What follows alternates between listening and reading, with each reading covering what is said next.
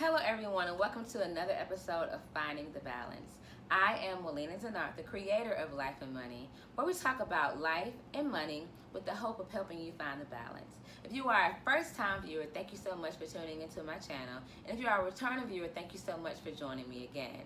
Today I want to switch gears just a little bit. I've been talking about budgets and budgeting is important, but today I want to talk about savings. More importantly, what to consider and what questions you should ask when you are shopping for a new savings account. So if you are in the market for a new savings account and this is of interest to you, please stay tuned. So you've decided to save money, and that is a great decision. You know how much money you want to save. You know how much you need to save each pay period in order to meet your goal. You have given yourself a deadline. You have even added it as a line item into your budget. So now that all of these decisions have been made, where do you put it? Do you keep it in your checking account? Do you put it up under a mattress or keep it in a safe in your house? Hopefully you've continued watching this video because you've decided that you want to start a new savings account. And now that you've decided that you want to start a savings account, what do you consider?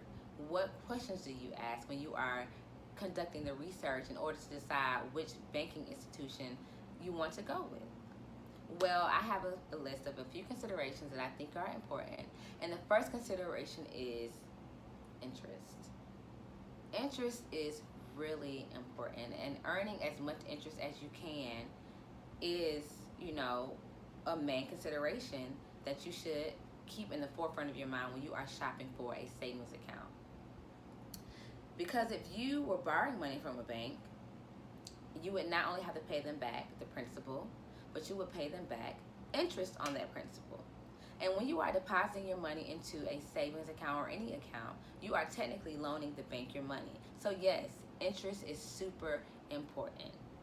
Also, if the cost of borrowing money is interest, then the cost of saving money is inflation. And inflation is defined as the rising prices of goods and services over time. So as the prices of goods and services increase, the purchasing power of your dollar decreases. And the interest that you earn in your money is your way of trying to keep up with the rising prices of goods and services. So you are shopping for a savings account. And when shopping for one, you can compare what they call the APY, or the annual percentage yield, in order to compare the amount of interest you will earn on one account versus another over the course of a year. Right now, the annual APY is about 0.08%. Some institutions offer even lower interest rates or APYs at around 0.01%. And of course, when shopping, the higher the APY, the better. Luckily, there are a few options that offer above the average and almost close to 2%. Some of those options are Marcus by Goldman Sachs, Synchrony Bank, Capital One, Discover's online savings account. So be mindful and keep that at the forefront of your mind when you are shopping for a savings account, because it is super, super important. So the next consideration is minimum balance requirements. And this is the amount of money that a bank requires that you have in the account in order to receive some sort of benefit or service, like keeping the account open or receiving your interest. Now, this is important to understand because you want to make sure that whatever institution you go with, whatever savings option you go with, that you are able to adhere to the minimum balance requirements. Because if you don't, you can be assessed a fee, you cannot earn your interest, or your account can be closed. And of course, you want to avoid all three of those. So the next consideration is fees and other charges. If the goal is to earn the max amount of interest available, the other goal is to pay the least amount of fees as possible. And fees can come in so many different forms. It can be monthly maintenance fees, transfer fees, withdrawal fees, paper statement fees, fee. The list can go on. So you want to be aware of what fees each bank charges. And of course, you want to try to go with the option that allows you to earn the most interest and pay the least amount of fees.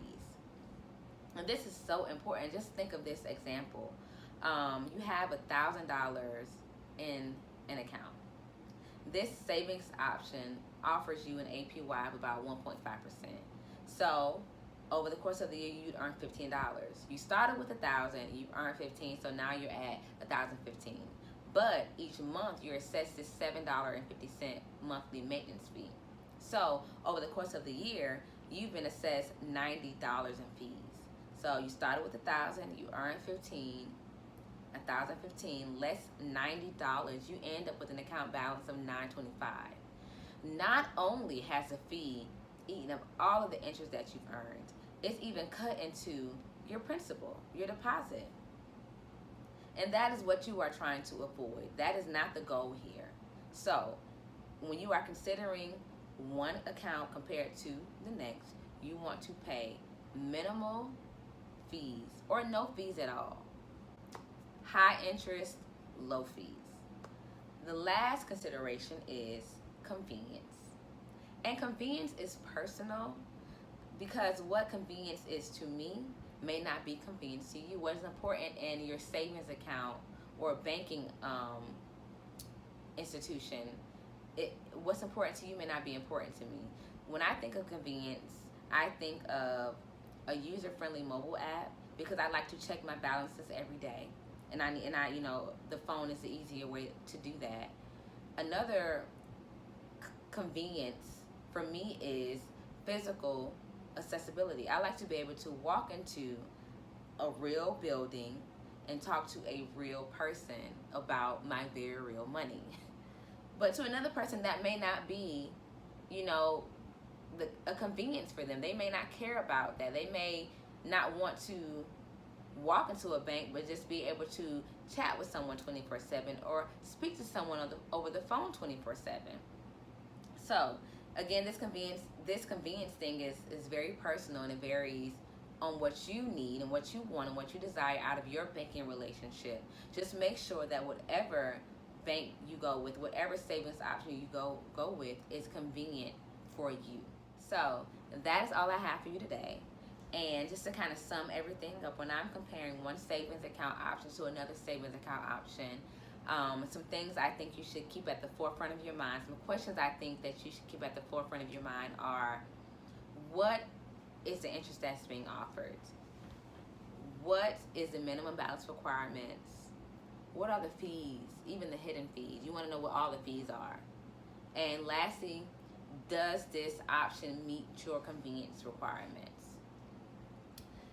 And if any institution kind of checks all of the boxes, you know, high interest, low fees, a very low minimum balance requirement, and it's convenient for you, that is the account you want to go with. Because again, the goal is to have some sort of long-standing relationship with this financial institution, and you want to make sure that they are giving you the best that's out there, and they are giving you what you need and what you desire in a savings account. So if you like this video, if you found it helpful, please hit the like button. And as always, to keep up with what's going on in this channel, please hit the subscribe button. You can find me on Instagram, Twitter, Facebook. All of that information will be at the end of the video. If you have any questions, comments, concerns, even if you have a consideration that's different from the one that I listed in the video, please feel free to drop a comment below. So until I see you guys at the next video, take care.